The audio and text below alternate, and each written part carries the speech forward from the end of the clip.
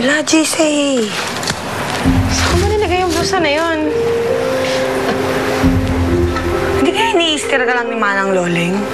Alam mo na, matanda na, ulyanin, o baka naman maluwag yung tornilyo sa ulo. Diba? Hindi.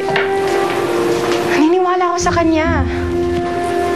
Totoo yung sinasabi niya, may hiwaga yung blusa na yun. Paano mahiwaga? Di ba nga, may nakita akong magandang babae nung sinuot ko siya.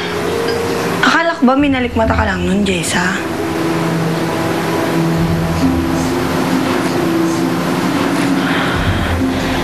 Basta, kailangan natin mahanap yung blusang itim. Lola? Wala akong pera. Hindi naman po ako hihingi ng pera eh. Eh kung magpaparescue ka tungkol dyan sa issue yung ni Esmeralda, out ako dyan. Wala rin po kami pinagtatanan ng inay. Ay, naman. Kung hindi mo kailangan ng pera, hindi ka magpaparescue kay Esmeralda, bakit mo ako tinawa?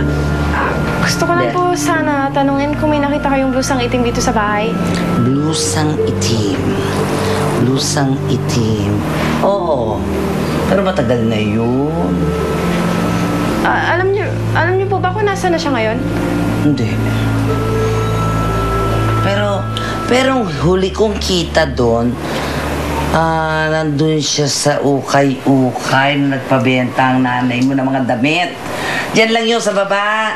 Yung sa tabi ng nagtitinda ng basket. Okay. Yes. Ate, balik ko na lang. Di mo mabenta sa amin eh. Baka sa inyo mabenta. Ganun ba? Sige, 50% off ko na lang dito bago pa amagin. Sige, salamat. Paano ba naman kasi ito mabibenta? Ang pangit-pangit naman ito. Pakihanger na. Dalian mo.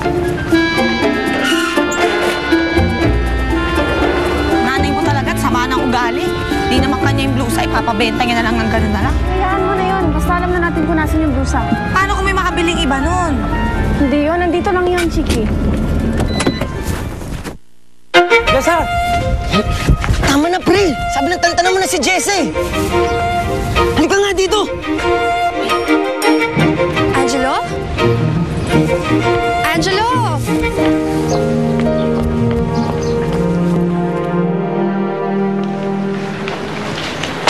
Hay! Ano ba, ma?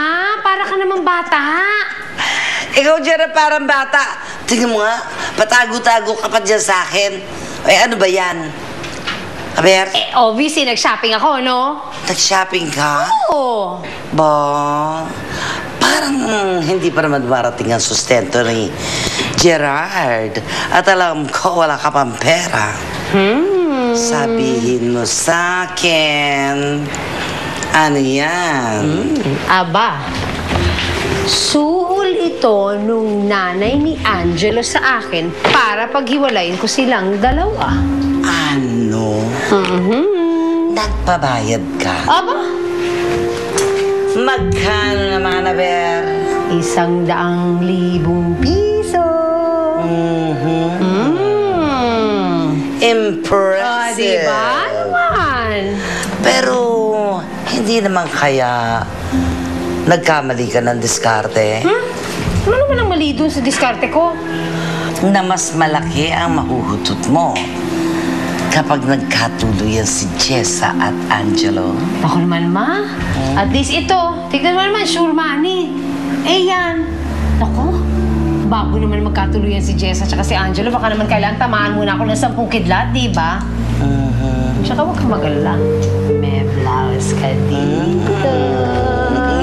Eto, tignan mo. Very Di ba? Maganda yan, ma, ha?